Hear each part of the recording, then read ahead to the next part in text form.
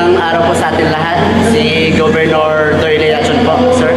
May tatanong na po ako sa inyo. Or bago po ako magtanong, pwede pong bumati muna kayo sa ating mga kababayan.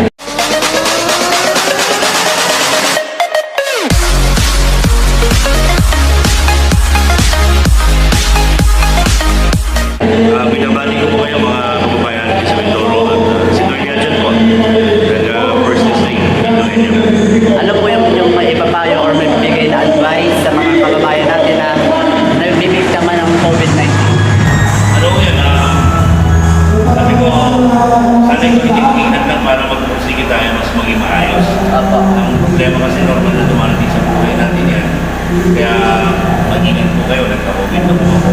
Mag-ingat po kayo at sana lalo tayong maging masigasig. No? At una panalangin, pangalawa, pagmamahal sa pamilya.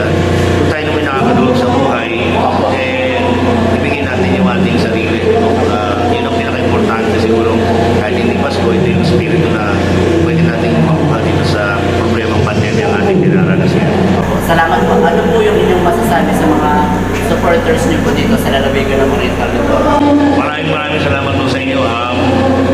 Sa totoo lang ko, nung nag-decision ako, araw-araw magising ko, tinatanong ko sa sarili ko kung tama.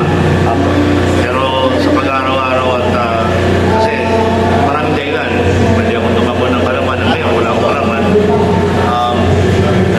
Bata pa naman ako, kaya lang mamimiss ko yung pamilya ko sa mahaba akong paglilingkod. Pero nung nandiyan yung 10 buwan, no? Kapitan ng mayors, araw-araw na nakikita ko ito kabayan. Yung bawat ngiti lang sa kanila, yun lang sasabi ko na nagbibigay ng inspirasyon sa akin na tama pala to at sa kinakaharap ng problema ng lalawigan, kinakailangan po natin sabay-sabay na napuin itong bagong lalawigan ng Oriental Mindoro. Ayan, maraming salamat po. May last 2 questions pa po ako. Huwag mong subukan. Sige. Bilang isang tumatakbo bilang gobernador ng lalawigan ng Oriental Mindoro, sa anong paraan mo kumaanong tips sa ating bayan ng Tungabo? Kumaanong tips sa ating bayan ng Tungabo? Tungabo.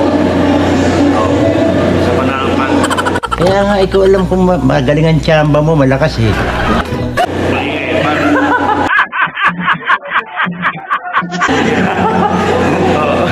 Bilang isang tumatakbo po na gobernador ng lalawigan ng Oriental Mindoro, sa anong paraan niyo po magpapaanong takbo sa ating bayan ng lalawigan ng Oriental Mindoro?